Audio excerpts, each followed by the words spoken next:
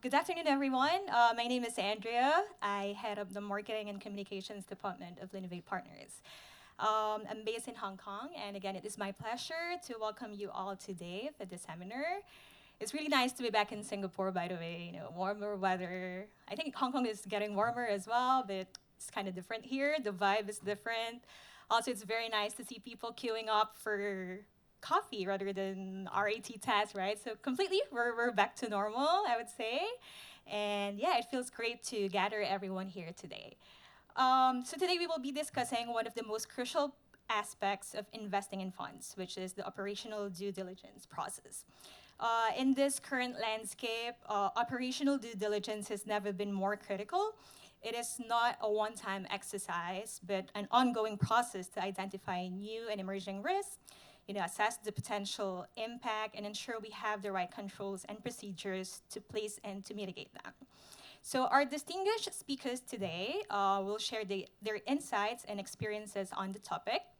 And we will cover topics such as best practices, like I said, risk assessments, governance, compliance, technology, and reporting.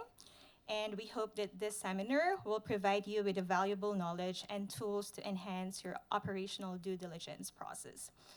Once again, thanks for joining us today. We hope that you will find this seminar informative and beneficial. So now let me introduce you to Mr. Henry Lin, founder and CEO of Linnovate Partners, who will share more about how technology is reshaping the operational due diligence processes. Good afternoon, everyone. My name is Henry Lin. I think I know most of the people here today. If you don't, so I'm the CEO and also the CTO of the company.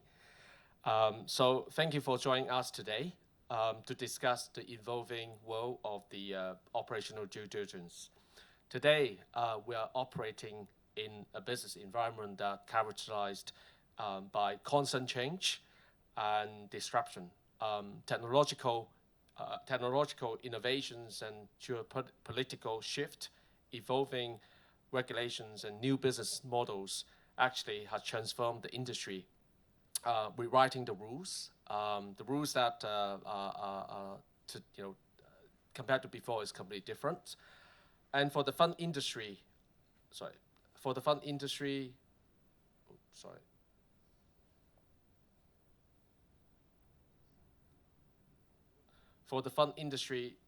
this means the operational risk challenges are also always evolving, and what worked yesterday doesn't work today, and certainly unlikely to work for the future. And as part of today's discussions, so we would like to share topics of the rapid reshaping the landscape of ODD, AI, and automations.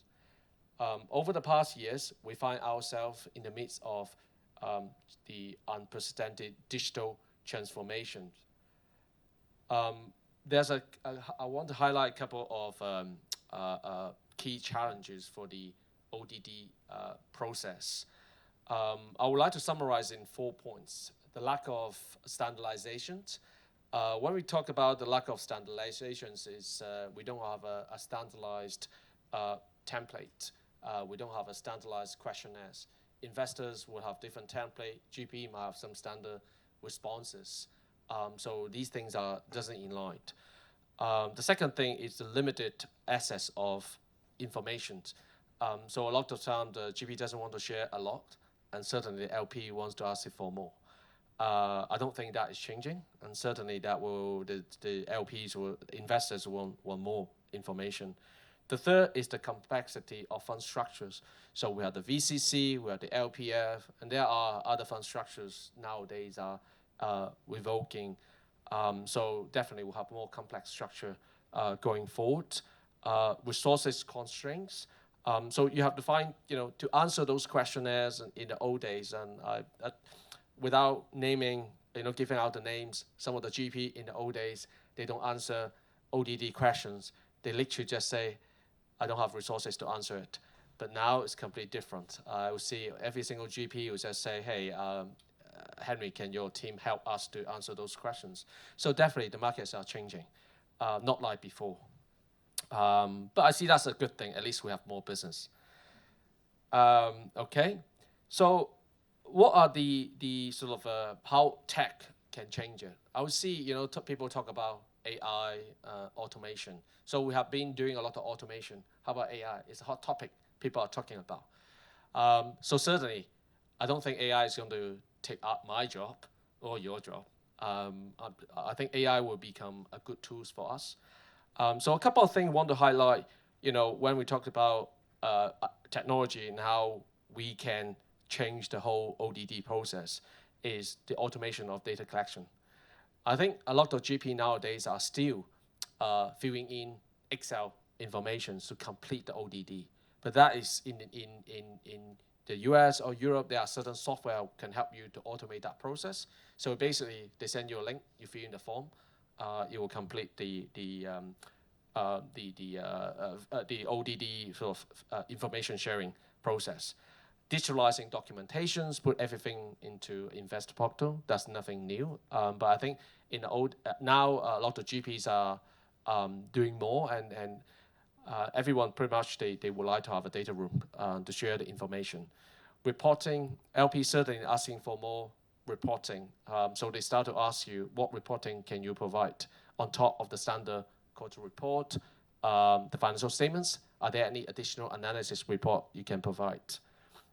So these will be part of the questions, and how the GP can provide all this information in an instant manner, and that's quite key.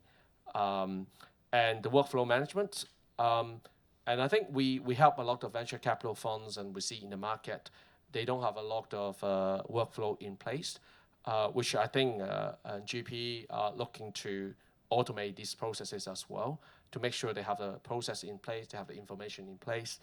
Then they will be able to answer and respond to the LP. Questionnaire automation similar to a data collection and a fund onboarding. And right now, when we onboard a fund, starting a fund, so a lot of these things are being done manually. You have a legal counsel, and you get the KYC, ML officer involved and the team involved.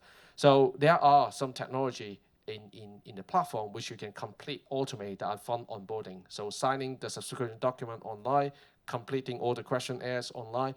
So these technologies are ready in the market, and we see a lot of changes. And literally every quarter, you see some new sort of technology offering for this market in order to sort of streamline the ODD process. So I think, how about AI? So we talk about the automation, we talk about data automations and so on. Will AI really change our life? I hope not yet. But certainly AI can really change a lot of things that we do. So, in conclusion, adoption of automation technology and AI, it will be a good thing to help our GP, our clients, LP to complete the ODD process, for the LP to mitigate risk, and as a key takeaway, I would say AI will become a significant important part of our life, and we're starting to integrate with all these AI technologies right now. We're putting additional processes in place. Sorry. And the other thing that I also want to talk about is, the technology transformation. So we have to embracing the technology transformation in ODD, and in the long term, it will, in the long run, it will help us. It will help the investor have a successful investment, and certainly will help fund managers. And adapting the mix of automations, data analytics, AI, blockchain, red tech solutions can significantly improve the ODD process. And finally, I would like to express my gratitude to our cooperation partners, CPA Australia. Thanks for having us and allow us to use this venue today. It's a great venue.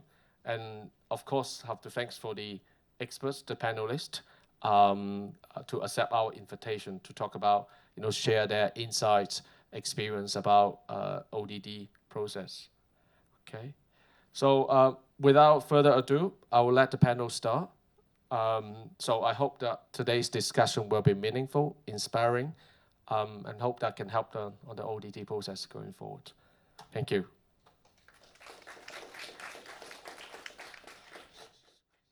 Okay, thank you very much, Henry. So today, like as Henry said, I think we can begin with the panel discussion.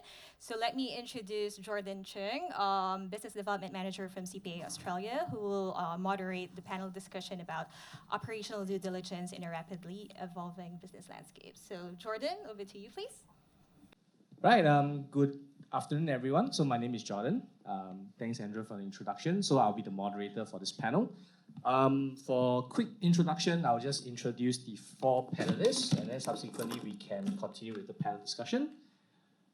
Right, of course, we'll have Martin. So Martin Origo, who is the founder and managing director, chairman of Solas, and he's actually, truly independent director, service based in, privately owned in Asia, with more than 25 years of experience in investment funds and other alternative investment vehicles. Martin has also held senior roles in Deutsche, Citi, Apex, and UBS at Bermuda, Dubai, Cayman Islands, Hong Kong, and Singapore. Martin is also licensed as a director with the Cayman Islands Monetary Authority. He is also the chairman for Singapore Funds Directors Association. That's a lot, Jordan. Right, next, of course, we have Robin Tyrangiel, who is the managing director and co-founder for Thrive Alternatives. Robin has been actively in private markets for over 15 years and has invested and worked with a wide variety of managers in US, Europe, and Asia. Previously, Robin was the managing director at Linnovate Partners, where over 7 years he worked closely with his Thrive co-founder to build a firm's award-winning Asia fundraising and advisory service out of Shanghai. Prior to his career as an advisor, he's an LP at Capital Dynamics in New York. Robin also holds a master's degree in finance and economics and a bachelor's degree in economics and philosophy from Brandeis University. Right, up next we have Rajah Suter, Head of Investor Relations at Northstar Group. Rogers joined Northstar in 2022. Prior to joining Northstar, he was with UBS, where he focused on managing single-family office relationship in Southeast Asia, and has almost previously worked with relationship manager at UBS, covering Europe-based high-net-worth individuals. Rogers started his career with Zürcher Kantonbank, Switzerland, where he completed a 3-year banking apprenticeship program, and he holds the Federal VET Diploma in Commerce Banking in Switzerland. Last but not least, we have Zixiang, who's the partner, funds and investment manager group at Rajah Tann, Singapore LLP. He has extensive experience in private onshore and offshore, closed-end and open-end fund formation, including private equity funds, VC funds, real estate funds, infrastructure funds, etc. He also recognized as Rising Star for investment funds in Singapore and LMG Rising Star from 2017 to 2021. He has also been named the Rising Star for Investment Funds at the IFLR APAC Awards 2021. So a round of applause to our panelists. All right, yes.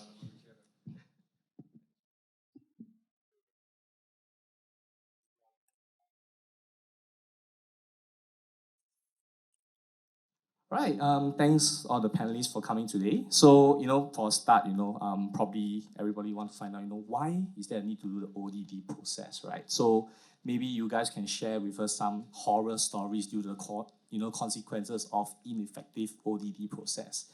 I think, Zixiang, you work in the legal, so you probably have a lot of war stories to share, right? Any examples from your end? I think for me, so far, no horror stories to share, thank goodness. But just generally, the ODD process from a legal perspective really is to do with, at least from what I've seen, I don't really get involved in the actual ODD process itself. But typically, my role comes in when there are findings in the ODD process that then requires legal intervention. Right? For example, if, let's say, there's regulatory deficiencies, then of course the next question is how do you then remediate that deficiency? And that's where legal counsel generally comes in. If I'm of course acting for the LP who is asking what to do if they find a deficiency with the GP, then it usually ends up in very long negotiations with the GP, right? Side letter negotiations, getting extra reps and warranties. But that's the extent of what I've seen. When it comes to the true consequences of failing an ODD, I think at this point in time, I haven't seen anything yet. So fingers crossed it stays that way. Right. Well, Roger or Robin or Martin, any? Maybe I can just ask a quick question in terms of audience for show of hands. GPs in the room. Okay. Oh, 2. Okay, great. And then people who work in advisory capacities. Hands up. Nobody. Okay. I'm running out of categories to ask. Fund admin. Okay. There we go. Okay. The reason why I ask is because when we usually get involved, it's working and advising the GPs on making sure they don't get into trouble and into legal negotiations with his clients. So to share some things to watch out for that I've seen go wrong are anywhere from extremely simple things, such as for those people who have routers for their internet that they're not locked away and literally anybody can plug into the network. So, and the reason why I use that as an example is these are things that we tend to see with smaller GPs. So it doesn't tend to be the very large ones that have huge budgets and IT security. And this probably stretches through other examples that my fellow esteemed panelists here can talk about, whether on the regulatory side or directorship side. I'll let them comment. But so that would be a very simplistic examples, but it ranges all the way into the kind of almost the legal sphere of where people are like, you're saying that the money is handled a certain way, 4-eyes principle or things like that. And it turns out when they're doing ODD that actually only the same person always signs and only one person has all the tokens and things like that. So it's actually, we've seen all of those things happen and those things do come out. And I actually, most people kind of feel that these kind of ODD processes are burdensome. But if you think that most of, at least in the private equity world, a lot of those practices came out of the hedge fund world where you do a lot of trade reconciliations, how are things booked, etc. And there were a lot of deficiencies in hedge funds in the 90s and early 2000s where the private equity funds always thought that, this might never happen in our world. But it does turn out that where is the share certificate if there is a physical one, if it's not digitized? Who has access to that safe? And things like that. So I've definitely seen my fair share of GPs kind of scratching their heads being like, well, why do I need to answer this? And turns out that actually what was uncovered was actually extremely productive and important example of things that should be remediated and improved. So I don't know if you want to share some other stories. Yeah, I would concur in a lot of it. So I sit as an independent director on funds and investment vehicles. In the old days, nobody knew who their director was or really cared, to be honest with you. The less questions a director asked, that was the best director to have. But that's all changed. And then as part of operational due diligence, we are now part of that process, including the service providers, including the administrators. So there's a collective approach now with ODD, which wasn't there before. So I'm on both sides of it. I'm with clients that are making investments and I'm with clients that are receiving investments. And it's a horror story on both sides if someone fails a due diligence. But I think there'll always be follow-ups, there'll always be requests, there'll always be a deficiency on somebody's side. So if the allocator wants XYZ and it's their policy to have XYZ, then they'll say, well, change this, do that, add more processes or whatever, right? So, but failing a due diligence is the disaster, right? So not getting the money. And as Robin said, a lot of it is what we would classify as the small stuff, but it's important stuff, right? Your policies, your procedures, and things around that. The small stuff tends to kind of bite you in the, where. But it's a lot of people have outdated information as well and outdated policies. That's something we see quite a bit. I don't know who puts these decks together, but a lot of time if you don't put a bit of TLC into them, there's a lot of outdated information. And as Robin said, you're saying one thing, but the document is saying something else. So that's I think the biggest deficiencies we see on both sides is not having your stall in order, not having your policies and procedures in order, not having timely information or up-to-date information. From a GP's point of view, I would actually even add it's also important to have the books in order, from a reputational risk point of view, right? You don't want to end up in the media for failing certain things, just simple things as Robin mentioned. So it's really important to get things right on day one, not on day 2 or 3 when external audit comes in or your LP is not happy anymore because things really are screwed up. So really want to make sure, things have been changing a lot over the past couple of years. So I think it's important that we get things right in the future because wrong things have happened. As you said, hedge funds, but hedge funds still blow up today, right? The Huang family office, not too long ago, I think that was less than a year ago, blew up, right? And the bank said, oh, I didn't know about this and I didn't know about that. It can also blow up in the PE space. It's just a question of time. Right, thank you for that. I think some of the key takeaways, to have, the key steps of considerations of conducting effective ODD, like I guess you guys have mentioned, have proper systems, proper policy and governance in place, to make sure that, one person controls, all the tokens, etc. Right? So to Roger, so just to continue on, how can GPs actually ensure that they're meeting regulatory requirements and industry standards? I think the answer is twofold, right? First, it's internal, having the right education and training of your staff, right policies need to be in place, having the right folks who represent legal and compliance internally. So this is very clear and everyone understands that, but it's easier said than done, particularly if the GP might be a bit on the smaller side because a lot of things are just done by like few folks, right? Second thing is, you need to stay updated, right? You got to attend industry events, you got to stay close to your regulators. In Singapore, it's easy, right? MAS organizes a lot of events. There's also industry associations, you got to be part of it, right? You need to see what's happening on the ground.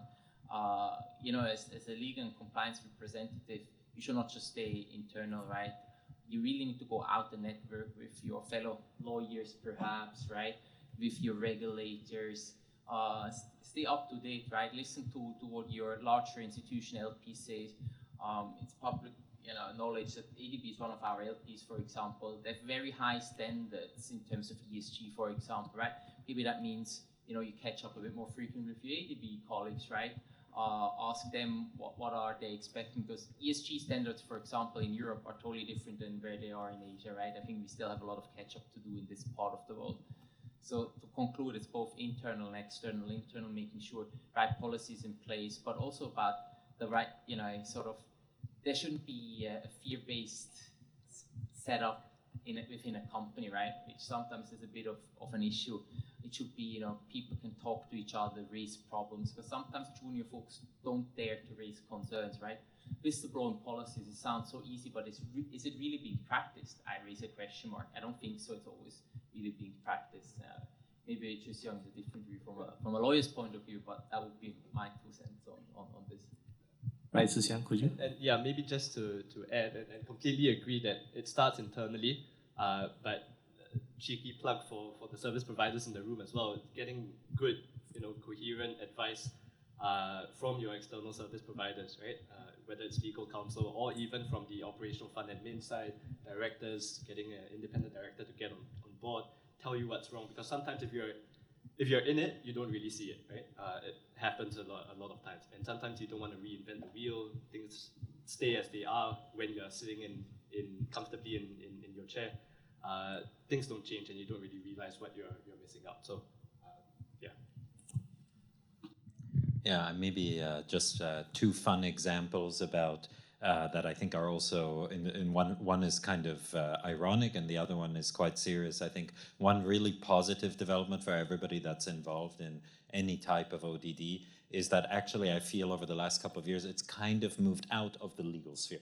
It used to be really like legal and compliance, but I really feel like it's actually become its own function, and the demands on that for anybody here that has those responsibility is almost a job in itself. And of course, as smaller firms, as you correctly pointed out, it becomes harder and harder to do that. And so the idea that you're going out and networking and suddenly you're an outward facing function is still something that people are learning and catching up in this part of the world, I think. And it's also a huge opportunity because, as I think Henry mentioned in his talk, there's lots of opportunity to automate things that, are extremely painful. And it's not only the filling out of the actual ODD questionnaire that is painful, but it's also the whole idea and the notions that are behind it. And of course, out of 120 question ODD questionnaire, there might be 20 that really matter to your counterparty, and there's sort of 100 that, they think it's important to have and to note, and getting a feel for that when you're going through a process is really, really important. And, you mentioned ADB as an example, like he's doing his job in a good way by kind of knowing what is important to them and seeing also, and I want to just share one other real life example, which is, and I'll get to an ironic one, is, a lot of these best practices come from the US, and so when you get these questionnaires from the US, I always chuckle when we get diversity and inclusion questions here in Asia. And I'm like, yeah, we got one token white person, so yeah, I guess we're diverse. But joking aside, the really key thing in a lot of these situations is to figure out what matters in these questionnaires, and to figure out also that which states do you have a license, for example. The thought process is very US and legalistic, and I think a lot of people get intimidated because the US has such a high legalistic standard for a lot of things, and just to take a step back is like what actually matters and try to boil it down. So I don't know if you have situations, since you sit on so many international boards. Yeah, it does depend on the size of the firm as well, right? And the bandwidth and the bench that they have internally, which Roger said, you might have, demarcation between investor relations, ODD, and everything else. With a small fund, they don't have that luxury. So, as mentioned earlier, having good service providers is very important. Regulatory issues, depending on which jurisdiction you're in, can change quite frequently. I think Cayman in the last 3 years had 48 changes. So, our friends in the law firms, a lot more coming as well. Singapore law versus Cayman law, I'm not sure. But you can't do everything on your own. So then you need good people around you, good service providers, good independent directors who are on top of that, who's their full-time job to look at that. So yeah, I think the world is getting smaller as well. And a lot of the US firms are now moving to Asia as well. So they're more connected. They're going to ask you more questions. I think in the old days with due diligence, people believed what you said.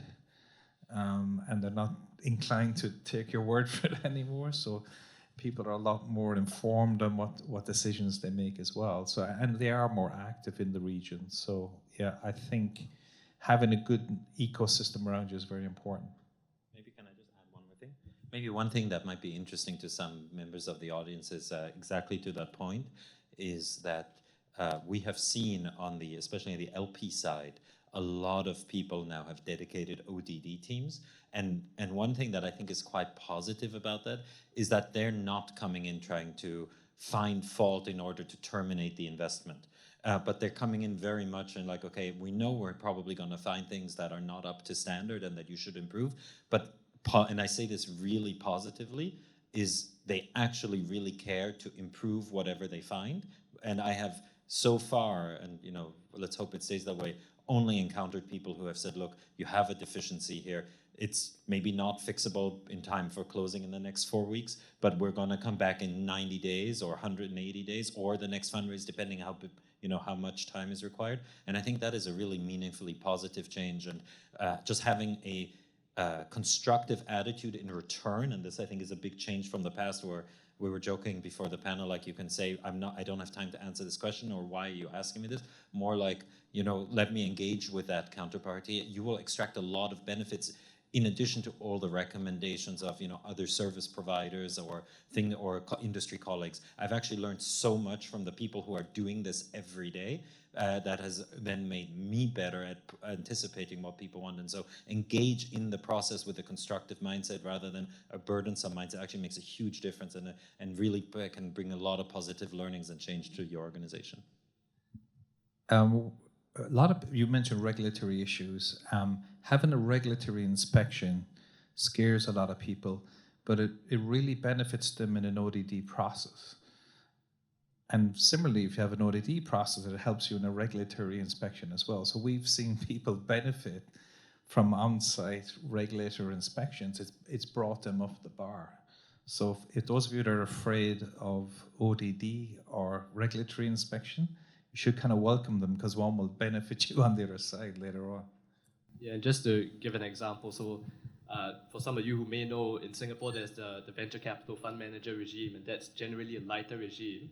But I've had a client who recently came to me and said, hey, can we just do a gap analysis on all our compliance policies and procedures? And we did that for them.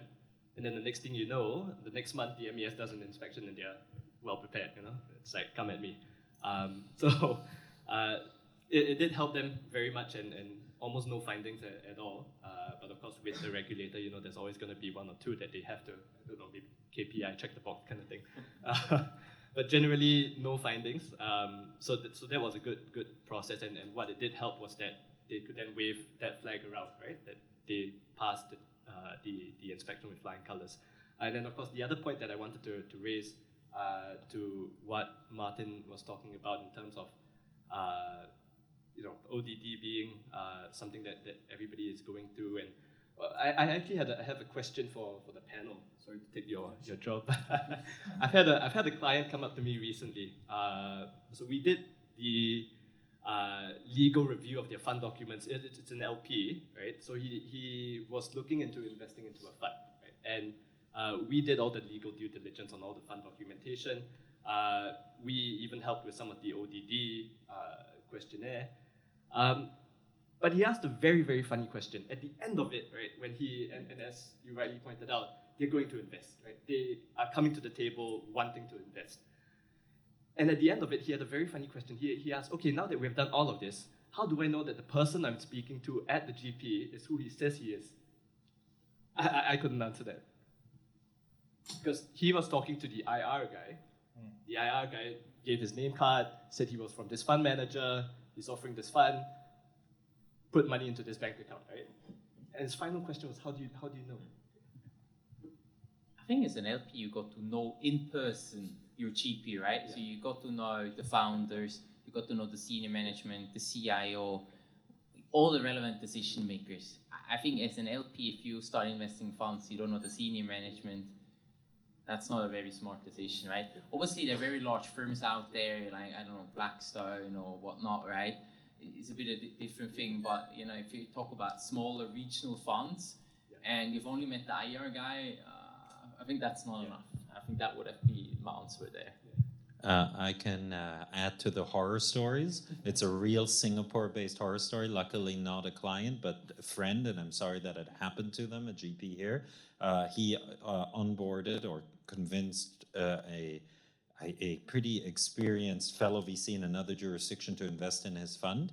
And it turns out that during that time that happened, his email was hacked, and actually that fellow VC was phished and sent money to a fraudulent account. There's a real story, not like Hollywood or anything. This happened here in Singapore a couple of years ago, and I think the reason why this question actually is, we can laugh about it kind of, but I think it is, as our market is getting more high net worth or ultra high net worth individuals that do not necessarily have the infrastructure of ODD or service providers that help them with that things, I think that's a real risk to them. I don't necessarily have an answer to how would they know, apart from your correct observation that you need to do your due diligence. But even if this particular person is a sophisticated investor, he's been investing in venture his whole life, it still happened to him because he didn't call the fellow, the other side, who verifying the bank account with the wiring details. And when you're not set up for that, it can happen very easily, even when you're sophisticated.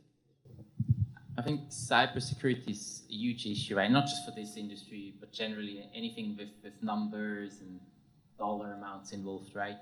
And just this week, I received from my IT department an email, right, saying, hey, be aware of such phishing emails, because I didn't realize, you can write an A or an alpha sign. It almost looks like the same.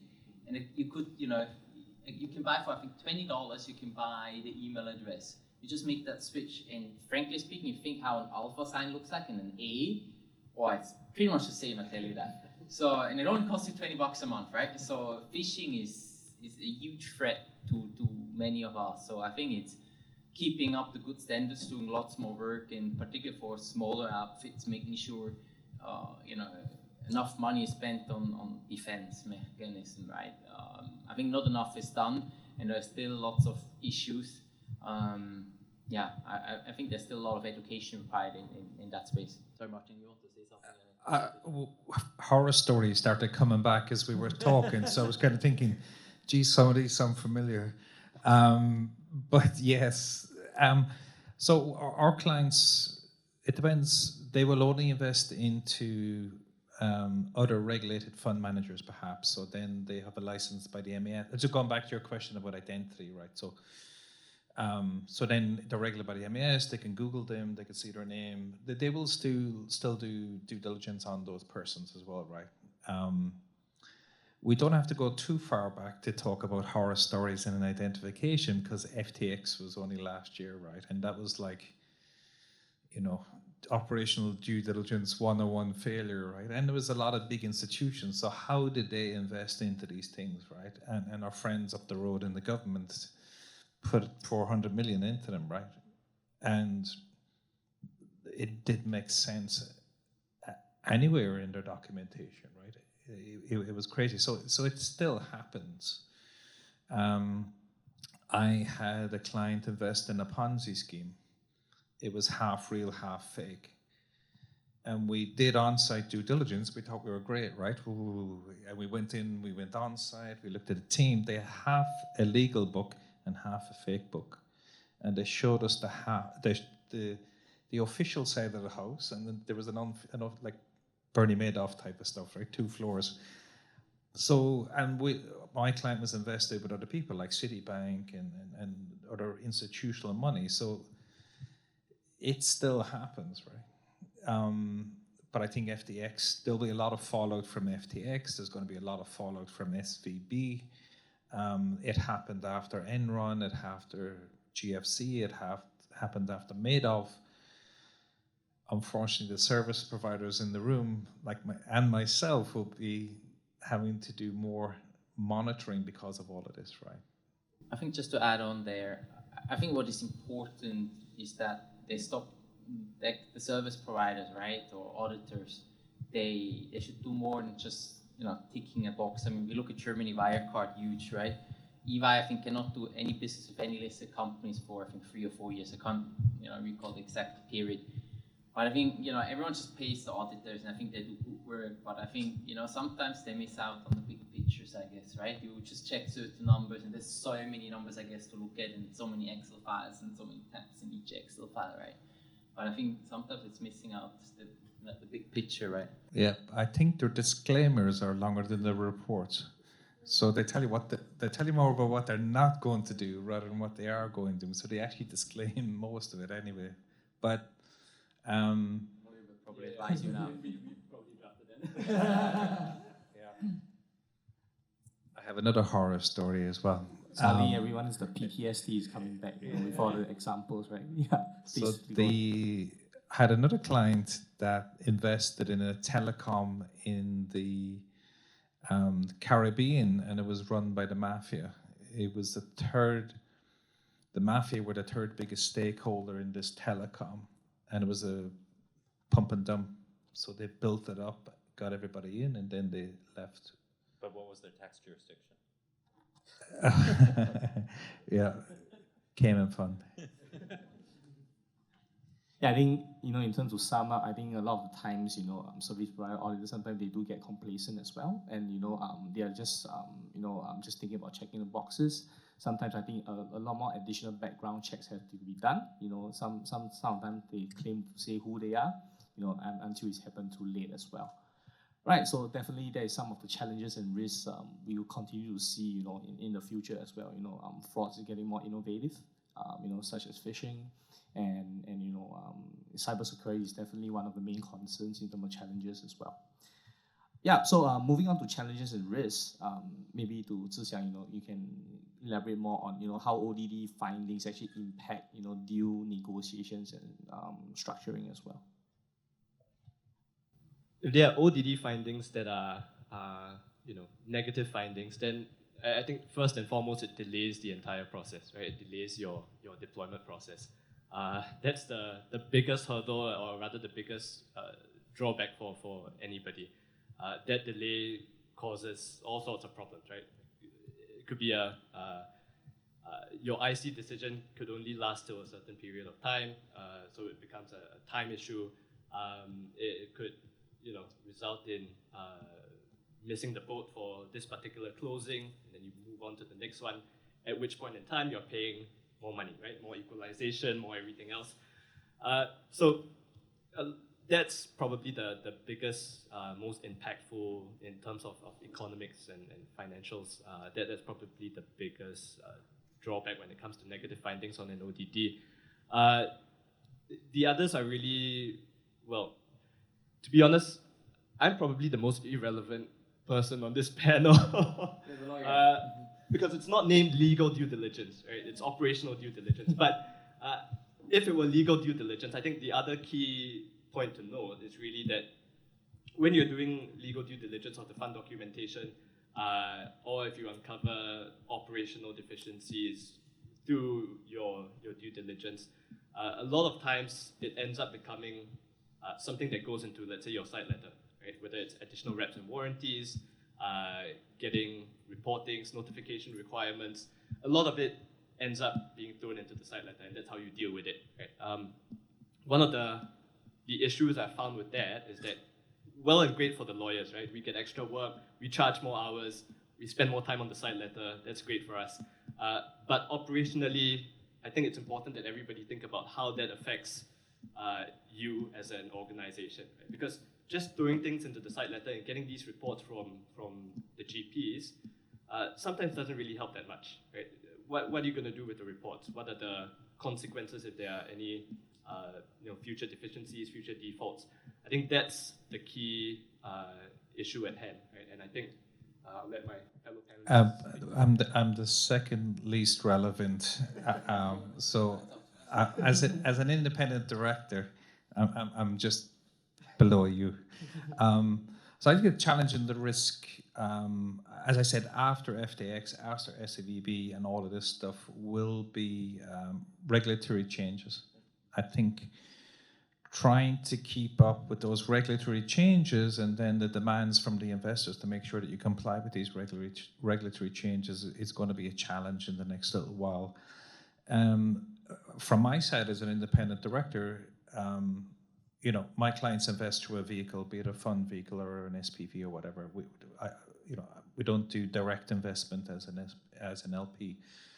But each jurisdiction I was looking at, so Cayman brought in some upgrades to corporate governance and internal controls in April. So therefore then, that is now a legislation that comes into play. So each time, if you do a due diligence today versus next year, there's going to be more questions. There's going to be more regulatory stuff. So I think over the next little while, trying to incorporate a lot of these changes from the regulatory side on the jurisdictions, because everybody's beefing up their ecosystem now. We're moving into a more regulated world than a less regulated world. So I think trying to keep up with those demands from a regulatory perspective, then trying to keep your investors and allocators comfortable with what you're doing, documenting all of that process, getting your service providers up to speed, your directors keeping an eye on it and everything. I think regulatory will be a challenge in the next sort of 12 to 18 months. I won't rank. I won't continue to rank. I'll just maybe on this point I'll try to cover a slightly different area. Maybe that's helpful to the audience. Is when it comes to reporting, and because it was mentioned earlier in terms of side letters, and it comes in all sorts of flavors.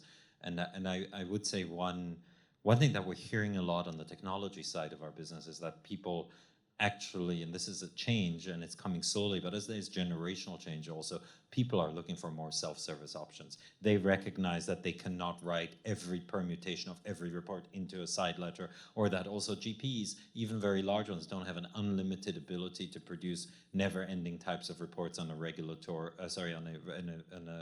basis.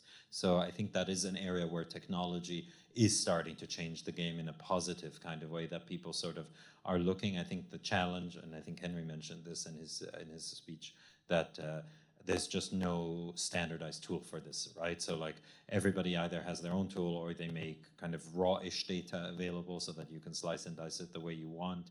But so far I've been approached quite a few times by people saying, hey, you know, we already have all these back office systems, we have fund admin systems, but my finance and operation team spends an incredible amount of time every quarter or monthly producing all these reports, and maybe it's not the best use of the time. Is there a way that we could automate one? So there's definitely scope there for automation, and we see that happening quite a lot, and increasingly getting questioned also. And actually the flip side, to just finish this point, is that as the private markets asset class matures, especially private equity, there are definitely starting to be more cost concerns also. How much are you charging for all these operations internally? How many people do you need to hire that? And I think one of the things that happens in the side letter negotiations on fees is you know, how much, what are reasonable levels for ongoing operating expenses. And I think that people are going to pay much closer attention as returns come down, as we're having more corrective vintages. So I expect that to also affect the operating/reporting side. I think just one thing to add on what Zixiang said on side letters, right? It's all good that it's in there, but who monitors it? Yeah. That's actually really important, right? I think even some LPs forget what's written in there after 4 or 5 years. And I think that's a bit easier to monitor for larger firms, for larger GPs, but I think for everyone below $10 billion mark or whatnot, I think it's actually a challenge to be aware of all the fine print in funds that were raised years ago. I don't have, you know, the magic solution here. I think technology, AI will certainly help, right? I mean, ChatGPT helps to create PowerPoint presentations. You know, salespeople are out of business, they lose their jobs. Copywriters lose their jobs. I think a lot of things will change in the future, but I think one needs to look at it in a positive way, and maybe monitoring will be one of the ways it will help. I have no idea, but it's just something to be aware of from a legal point of view. Absolutely right. I think I can't remember the number of times I've thrown in countless notification obligations in a side letter. And I'm just sitting there wondering who's going to be notifying you. I really have my doubts that it always works. Yeah, I think definitely in terms of technology, definitely I think all of you mentioned, you know, because there's a lot of data to go through, there's a lot of, you know, fine prints, you know, to keep up with regulatory requirements, right? So technology not only, you know, not only worry about the negative side of it, just now you guys mentioned about, you know, phishing, about hacking, but of course we can actually make use of technology to help out, you know, in the ODD process, right? So more on that maybe to Martin, right? You know, how does the rise of technology, right, actually helps, you know, how ODD is being conducted? We had a conversation earlier. I'm an Irish CPA, and we're talking about CPA. And he said, Jordan said, oh, you must remember back to the days of Excel. And I said, well, I predated Excel. We actually had books like Charles Dickens, the kind of stuff. So technology is very important, and it advances quite quickly. There's a lot of AI out there already. People forget. People think AI is a new thing. It's not. It's been around for a long time. Data recognition software has been out there for a very long time, right? So it's already in play. With the big 4 firms use it, the banks use it, the brokers use it. There's a lot of stuff out there. So it's not that it's a new thing. It's just, it's now been on TikTok and Instagram, so now people know about it. So it's a great tool. You know, I think from a director's point of view, how secure is a lot of this stuff?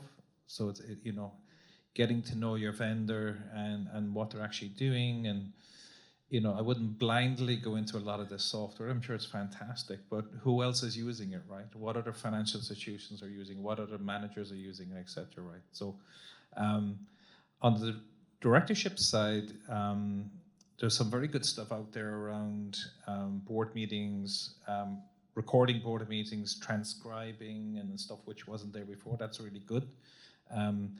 Sifting through documentation and picking out buzzwords and saying, is that in there, like side letter, right? So, notification. There's a lot of stuff out there already that's really good. So it's coming. It's going to become more relevant. I just think we have to sort of take a little bit of a step back and assess how secure a lot of this stuff is. But I don't know, are you used? Just to add on to that point on AI and all that being secure.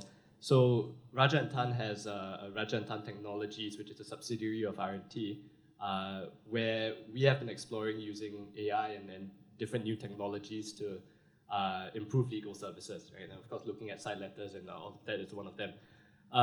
So recently we did a test, right? We used ChatGPT to prepare legal advice to a client.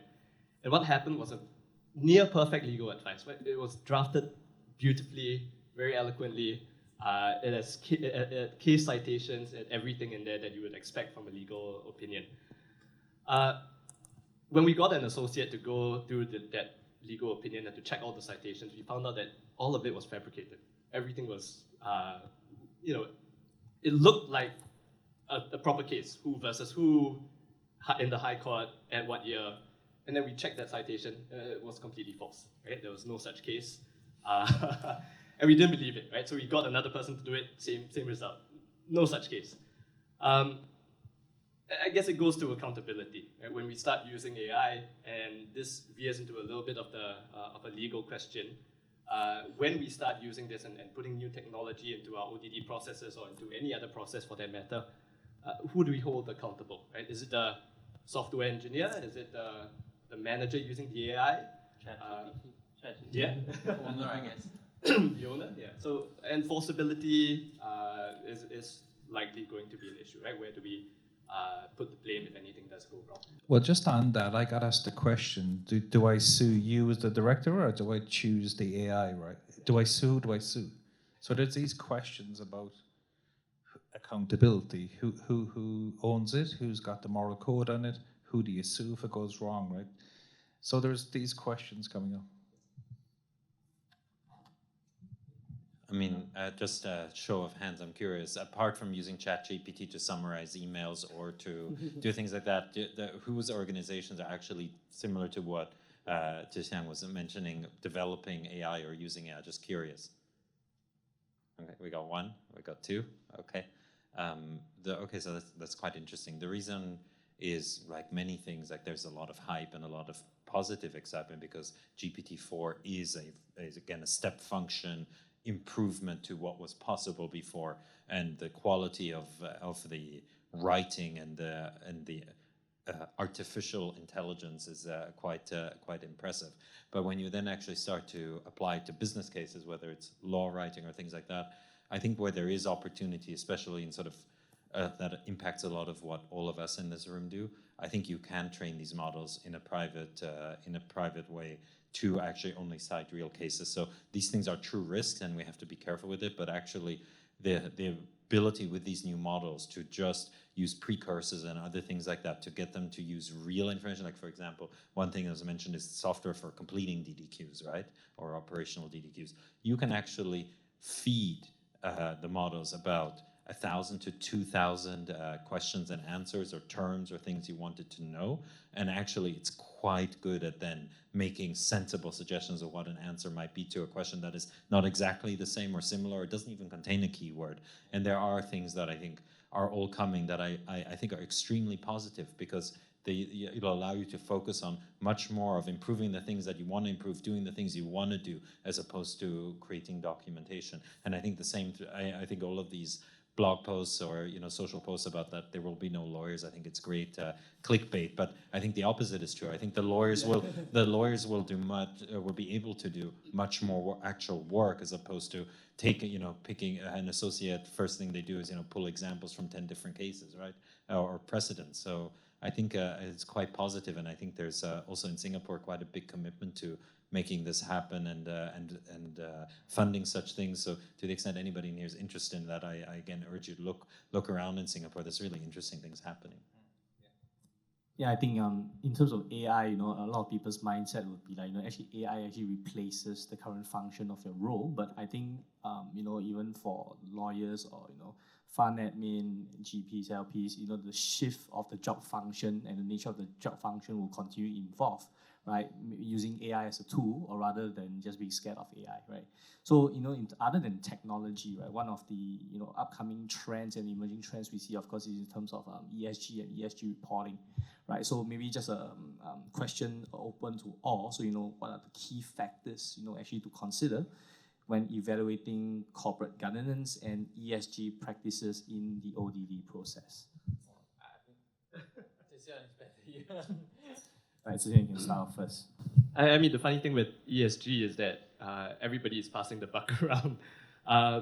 The MAS came up with environmental risk management guidelines recently, not so recent now. And a lot of managers did come up to me to ask, okay, can you draft our ESG policy? To which I go, okay, but what do I put in it? Right? What do I put into the ESG policy? It ends up becoming something that requires everybody's input, right? Because what are the benchmarks? I guess that's something that only the investment guys can provide, right? When it comes to complying with those benchmarks, what sort of language do we want to put in there? Is it just a notification or a report, or what threshold that's going to be? That's legal writing, right? How do we then draft it? It ends up becoming a process that involves the entire business. And I guess if an organization wants to look at ESG, it ends up becoming something that cuts across different business lines within the organization. Yeah, I think when we speak about ESG, what is important is what does the company want to achieve with it, as you said, right? And really living by those standards, not just printing it in an ESG report or compliance manual. That is much more important, right? That the senior management of the company really wants to live what's stated in there. Also, I think the terminology is totally overhyped. I think that's one of the big problems. Greenwashing, it's all over the media. Some of the very large asset managers globally have already been fined or in the midst of being fined, right? And I don't know who of you has kids or not, right? But I think to me, ESG also means having the environmental, right? The E bit of ESG, right? It's also have, that your children and your children's children, right? That they will have a similar place as we have today, right? Because, single-use plastic and whatnot, all of these sort of things, right? Maybe we need to rethink what we currently have, right? Maybe we don't use 20 plastic bags at cold storage anymore going forward, right? Things like this, right? We can start all small stuff at home even, right?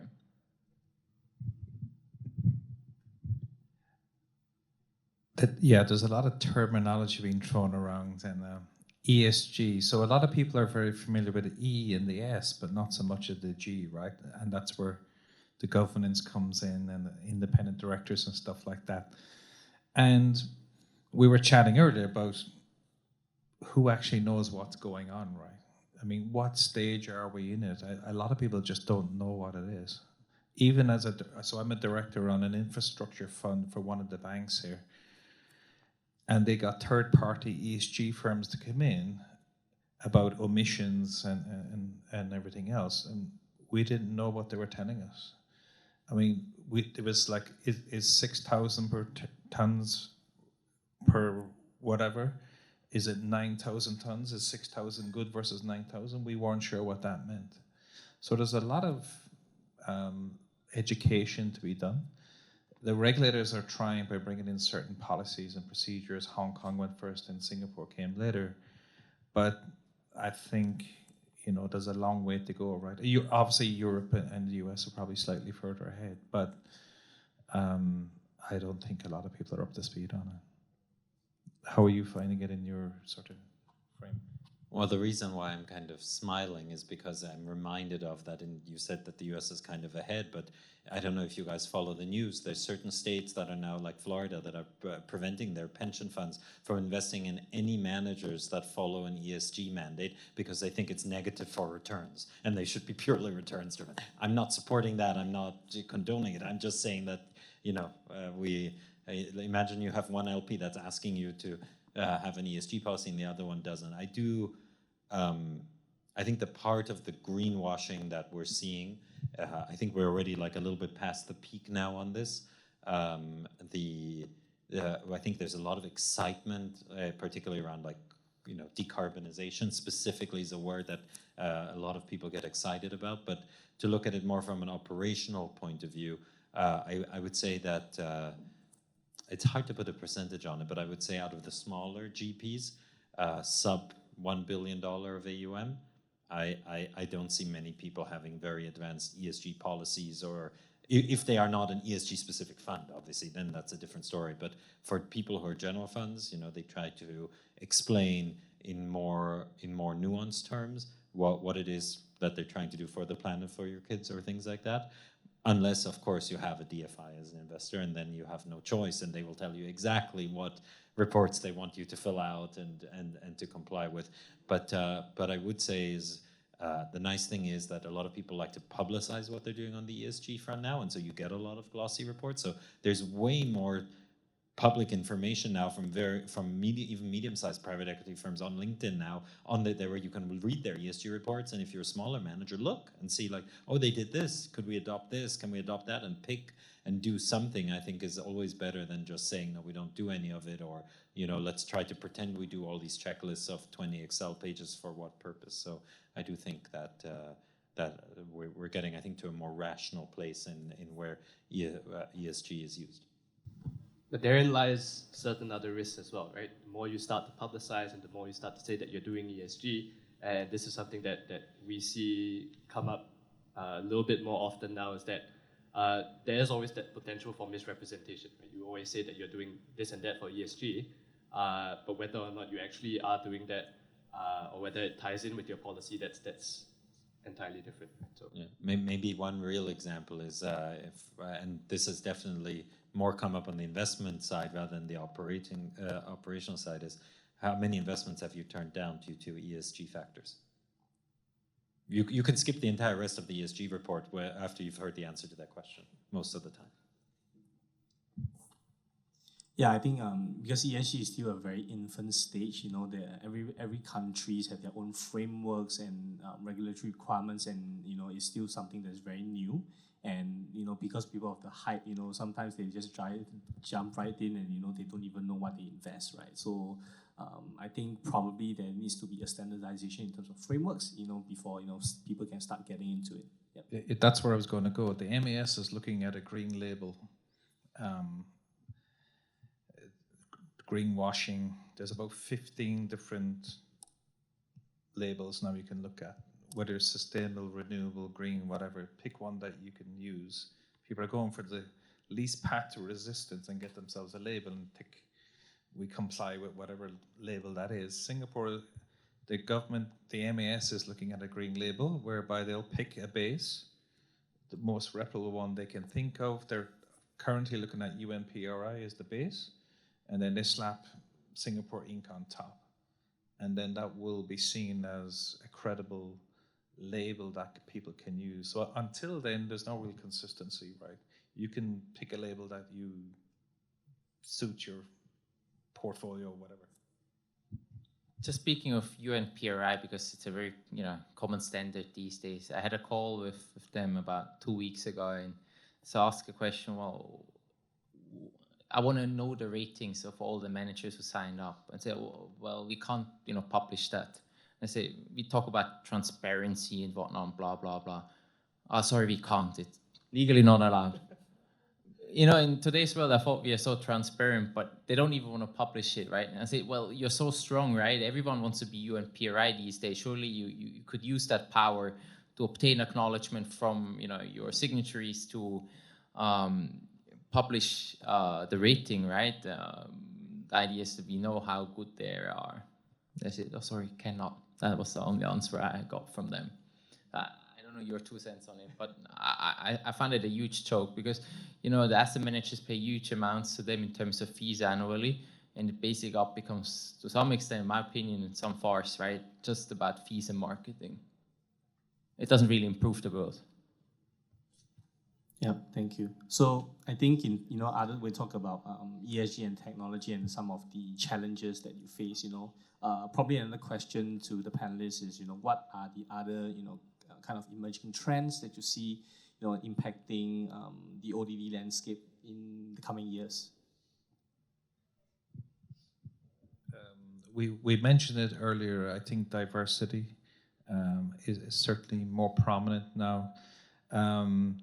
Certain investors are making it, institutions are making it compulsory. Certain exchanges are making board composition of listed companies compulsory diversity, not just gender, but diversity in its full form. So I think the trend that we're seeing a lot is around diversity. So for our team, it's 50% male, female, because if you go to walk the walk, talk the talk, but also the amount of queries that we get from diversity. So I think that's something that will be a trend, and a good trend as well. Well, I think in addition to that, I think is the trend that was mentioned previously, which is cybersecurity. I can't say and we see it even in everyday life, right? I mean, the amount of ads and notifications we're now getting. I think in Singapore now, every text message that doesn't come from an authenticated source is now labeled possible scam, right? Just by the telco, actually. So I think the awareness there and boosting awareness is a general national agenda in many countries, not just in our industry. And then I think the second one that is worth mentioning that I have noticed, it's been a trend and it's been happening more and more, but I do see much more focus on tax. And tax beyond the corporate veil is to be, because obviously there were scandals of GPs who didn't pay taxes or withheld taxes and things like that in the United States and things like that. So I do think one of the things is tax transparency of how does this Cayman partnership actually pay tax? Where are your portfolio companies resident actually? And I think there's a lot, I don't think we're yet at the point where we will end up. I think there's going to be a lot more scrutiny as governments around the world are going to also keep pushing that agenda for, making sure that companies are paying taxes in their jurisdictions, et cetera. So I think that the amount of scrutiny there is going to increase way more than we even think right now. It's traditionally been on the LP side and sort of KYC. I think it's going to be like a KYGP maybe, like something like that. Really, I think it's going to change quite a bit from where we are today. Yeah, I think if you're looking at DTA, for sure, yeah, it's the governments have lost revenues over COVID, and one easy way to recoup some of that is look at your DTA network. I actually got a letter from IRAS today from a Japanese investment that they did back in 2016. Can you give us all the documentation you did around this and the DTA they had with some of the North Asian countries? So yeah, that was a timely comment, Raul. I think I can mainly echo what the two gentlemen on my left said. Perhaps to add on diversity, I think it's not just important to have 50-50 or whatever the number is close to that. I think it's also crucial that women are represented in the senior roles of a firm, right? Often we have maybe 50-50 on a firm level, but if you look at senior management, all males, still not there. I think a lot more can be done. I think Singapore is moving into the right direction, but there's more opportunity. Oh yeah, I've not selected. I hold myself accountable on the composition of this panel because I posted a week ago on LinkedIn asking if there's any woman who wants to take my place because there is not enough representation here. So at least in terms of effort, at least we tried, but I failed in the result. So ODD next time, next panel.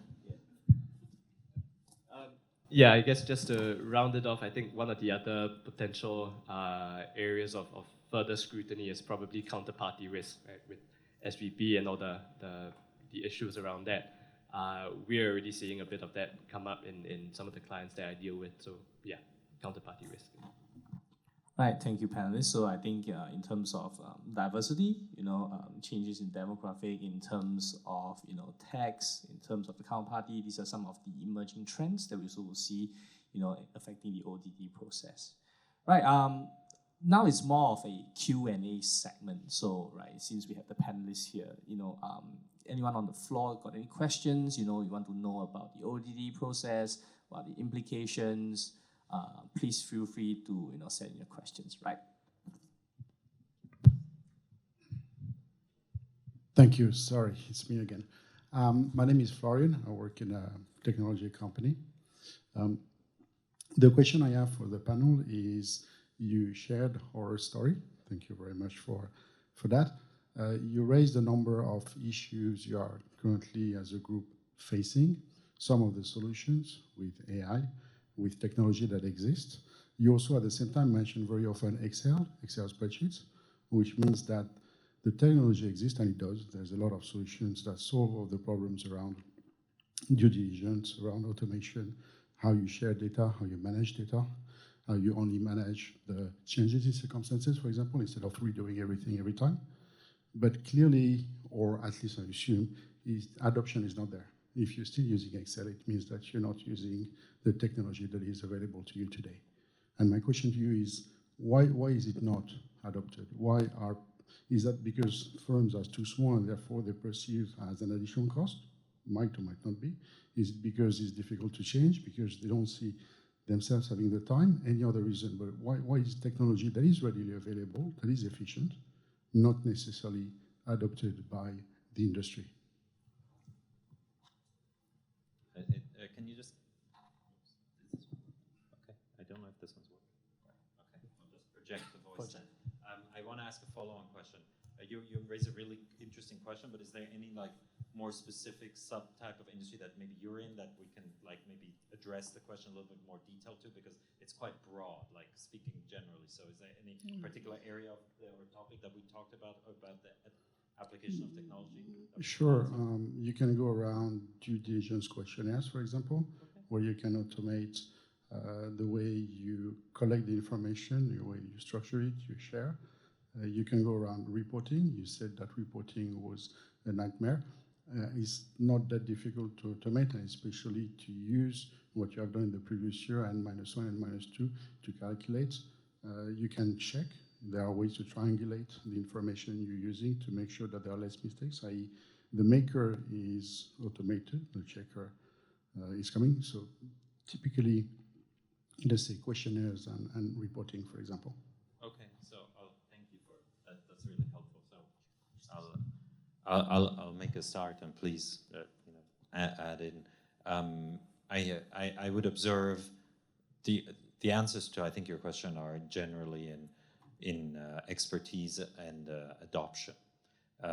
The number of people who come out of university being trained in Excel or spreadsheet technology are still vastly more than the people that are trained in the Power BIs or any type of query language, even basic SQL kind of things that people can do. So I think it has to do with skill set as number one. And so I think that's changing, because if you look at university curricula around the world, you're having data science and other things be a much larger part of them, and therefore the people graduating come with a more advanced skill set and tool set than, let's say, I graduated or other people before and even after. So that's one. I think the second thing is, I think there's a big difference between anything that's quantitative, like financial information, where you're doing reporting on, let's say, numbers, versus, and the ability and adoption on automation or more advanced tools there, versus anything that is text-based. So I think on the text-based, you have tools like diligence questionnaires that make your life easier, and we've looked at some of that. But to gain the benefits of that solution, you have to be a pretty large GP. You have to have a lot of operating diligence questionnaires or other DDQs you have to answer for large investors. And so, at what point is it not just cost, but also learn effective and adoption effective for you to start to deploy that solution versus doing it manually in Word or Excel? So I think it's that, and I also think, and this I think all enterprise software is guilty of this, is it's never as easy to use as the consumer software, right? So the amount of training required versus what you already know, there's always that inhibition. I don't know if others have other things to add. I think from an LP perspective, I'm thinking of ODD, right? That's our today's topic. I think it makes a lot of sense to have softwares in place where the GP keys in all the information, and it's also maintained and recorded, right, for years to keep. But I think there's probably a cost attached to that service, right? How expensive is an Excel file versus that software? I don't have the answer. From a GP perspective, I'm very happy. If I think of our larger LPs, they use a software, right? All the smaller ones still mainly Excel, if I may say. I just find it sometimes very painful because the software is not catered actually for GPs. It's catered for LPs, if I may say. You're like, oh, there's one question, but then I need someone else from the team to give input. It usually comes up, it's easier to just extract all the information into an Excel or Word file and send it around from a GP's perspective. I've done that numerous times, right? But I see the value add from an LP's perspective, but I guess it may still be too expensive because I haven't seen many mid-sized institutional LPs using it until today. I was panicking when Florian asked the question because I'm an end user of a software, and I was like, oh no, he's going to ask me a question. But Florian's got a fantastic product, and disrupting the space around technology.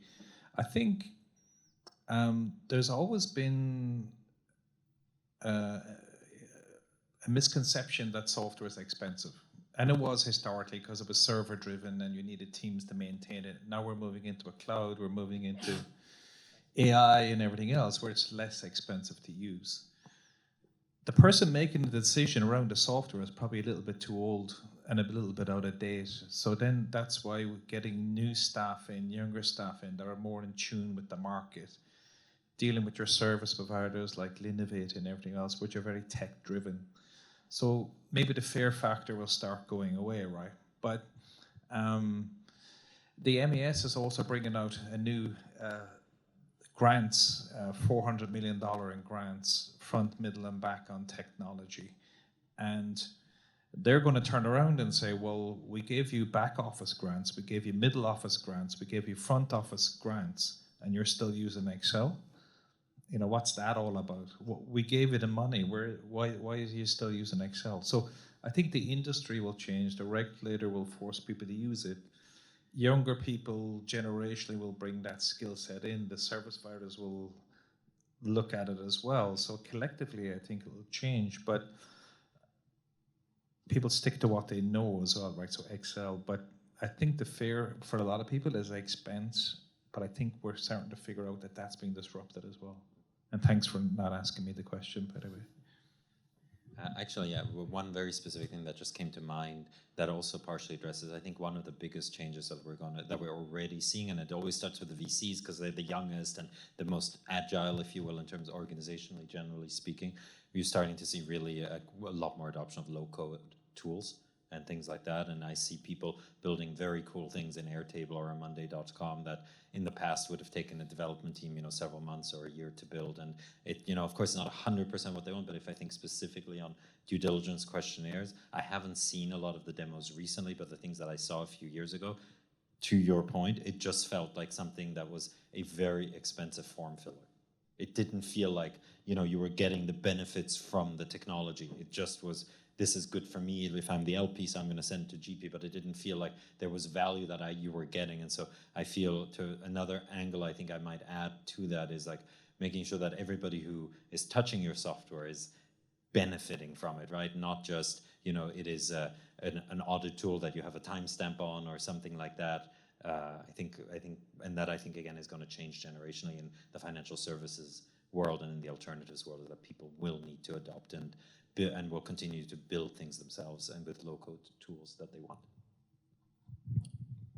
Yeah, I mean, not much further to add, but as a lawyer, one thing we always consider is incidental, indirect, consequential expenses, right? what's going to happen if we adopt the new software. It's not just the cost of the software. Sometimes it's the cost of training the people to use the software and all these other incidental costs, updating it. So that's probably causing some inertia as well. Thank you, panelists. So just to check with the floor, any other questions you would like to ask the panelists? All right, no further questions. So, there's one more. Thank you. My name is Cynthia from the Linnovate Partners. And I'm actually not really asked a question, but just a bit curious, like in your experience, is there any real cases of the failure of the ODD process, or maybe you can, that impressive to you, and maybe also can share with us some, like the points that maybe GP or LP that really cares the most during the ODD process. Even though actually I'm quite confident with Linnovate internal like operational controls and the policies, but I think as a service provider, it's always very useful for us to learn from the failed cases as an alert. Yeah. Thank you. Right, Martin? More horror stories, I think. Where we see people fail a lot is around cash and the monitoring of cash, the movement of cash.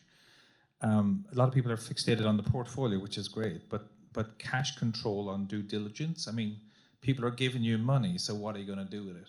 Who controls it? Where does it sit? Is there dual signature? The amount of lack of limits of authority and dual signatory and maker checker and stuff like that is quite strange. And then also just having the administrator having full access to the bank account, where it, like dual signatory with the manager, or input by the admin and dual approve between the admin and the manager. So where we see a lot of failed cases is more on the cash cycle and how that works and how that flows and who controls it. People are worried about where it sits. How many bank accounts do you have? What if that, like with SVB, for example, if you only had one bank account at SVB and all your money was in SVB, you had a problem, right? So, I think cash is a big one where people fail a lot, but, I don't know if the other panelists have something around failures on. I don't have an example of failure, but I would say that how much detail we can go into on how the cash and the signatures are done. I would say the failure, it's a meta failure, is that actually if that I say is that on the technology side people don't do their diligence properly, even the ODD people. They ask Linnovate for all their amazing security policies and that I'm sure are fantastic, but how many have actually checked it? How many people have seen, okay, you have the certification, but who owns the domain name? Like who can log into the domain registrar to change the Linnovate domain name that all your servers are impacted by? I'm not saying it's good or bad, I have no opinion on, but I would say the buck there still, and I think it's a failure of the ODD. The ODD does not really do cybersecurity ODD. They rely far too heavily on second degree certificates and things like that. And I think that similar to what we learned with SVB, and every time there's accounting issues or things come to light when there's a crisis, I foresee that one of the largest ones will be on that people will stop trusting just, we encrypt our passwords with 256-bit encryption. And they're like, okay, great, but your password, your dog's name and your date of birth, or how often do you change it, or is it really two-factor authentication, or what happens if at Linnovate so-and-so is no longer capable of accessing these records? Who has the backup? What is the mechanism for maintaining that backup? That stuff, I would say, I think there's still a lot of, in a positive way, trust, but I think there will be a lot of horror stories that will come out and over time. So it's not a direct answer to your question, but I foresee that there will be a lot of real failures that come out. Nothing to be added on my side, but I think Robin rightly pointed towards cybersecurity. You already talked earlier about it at least twice, right? It's so crucial, and it just becomes more and more important, right? All your points very valid. Nope, nothing to add. Right, thank you, panelists. Just to check, any more questions from the floor? Right, one more. Hi, Hi, I'm from an LP. We are talking a lot about operational due diligence on GPs. I was wondering whether your LPs also ask you about how you do your operational due diligence on your investee companies, and how is that being sort of monitored?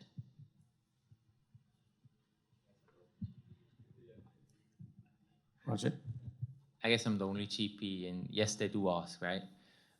Generally speaking, I would say the larger the LP, the more sophisticated the questions. The smaller the LP, the less questions you get, right? It's all about how much capacity and bandwidth the LP has ultimately, right?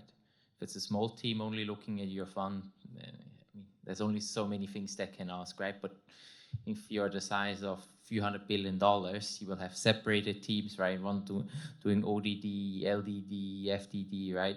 There's so many things to cover, right? And then it becomes much more detailed and in depth.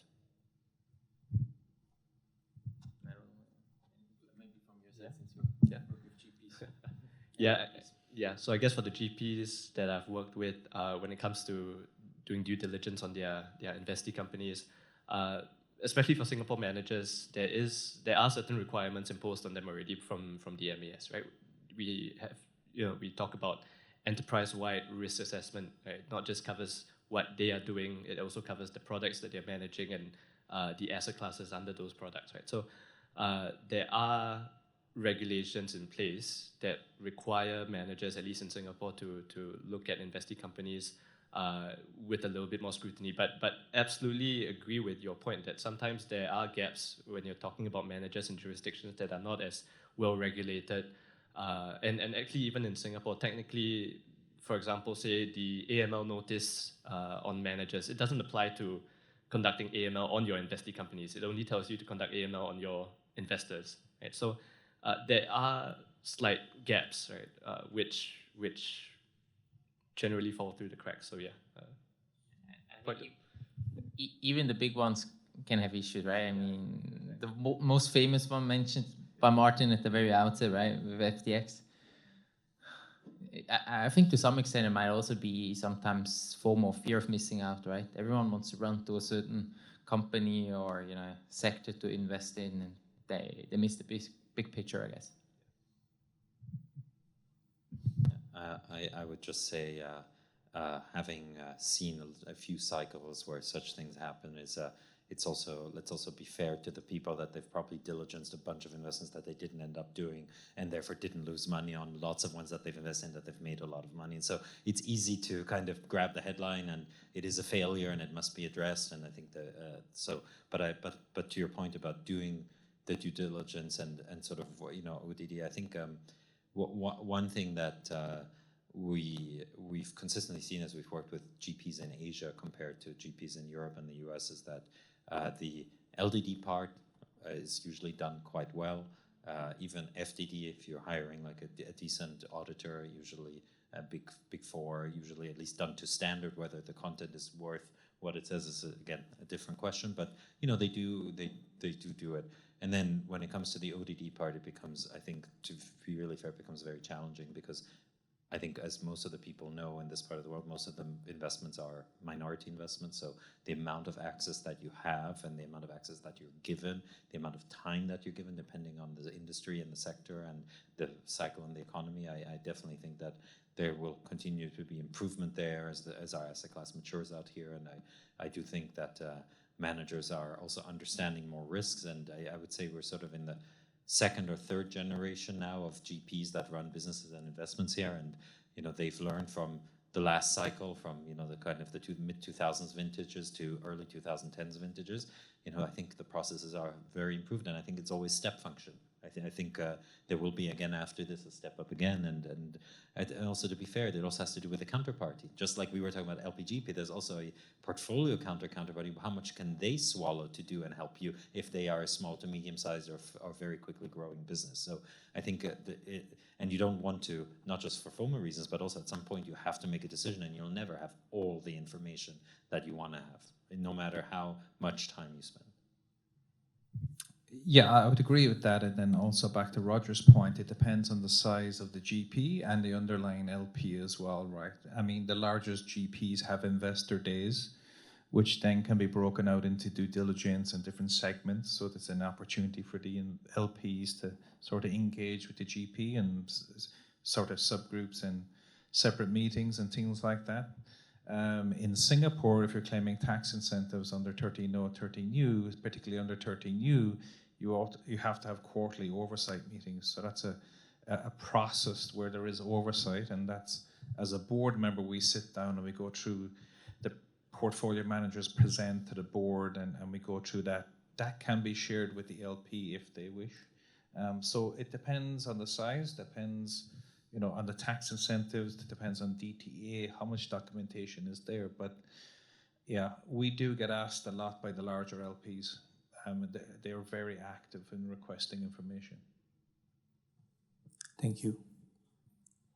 Any more questions? All right, so we're very happy to have, you know, Martin, Robin, Roger, Zixiang, for sharing with us today on the ODD process, in the perspective of legal, GPLP, and also allocator director, and the emerging trends that we see, in terms of technology, the threats, using it as a tool to help in the ODD process, ESG, and some of the emerging trends as well. Right, with that, I'm happy to announce we can close the panel discussion session. A round of applause for the panelists today. Right, so now we will move on to the networking and cocktail section. So catering and wine is out at the front. So you can feel free to make your way to the front, to do a bit of network, or any more questions, you can always feel free to ask the panelists as well. Right, thank you.